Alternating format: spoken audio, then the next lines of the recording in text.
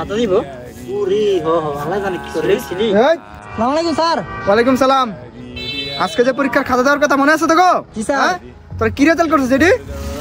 তোরা এমন করে পড়াশোনা করলে চলবো?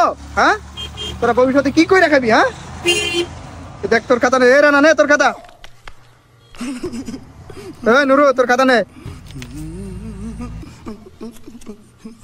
তোরা শুনছস? হ্যাঁ, ওই সলিমুদ্দির পোলাই কলিমুদ্দি কি করছে? হ্যাঁ, কত ভালো রেজাল্ট করে এখন ভালো একটা পজিশনে গেছে।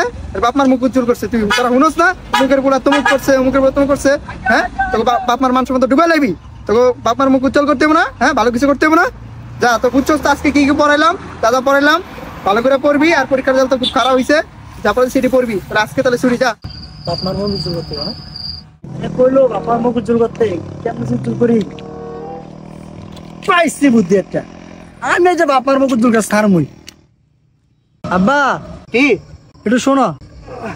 হ্যাঁ, কি হয়েছে কি? আব্বা তোমার ছোট্ট একটু বন্ধ করো, একটা কাজ আছে, তুমি অনেক খুশি হইবা। কি কস? চোখ চোখ বন্ধ করা লাগবো মানে? আচ্ছা চোখ বন্ধ করলাম, যা।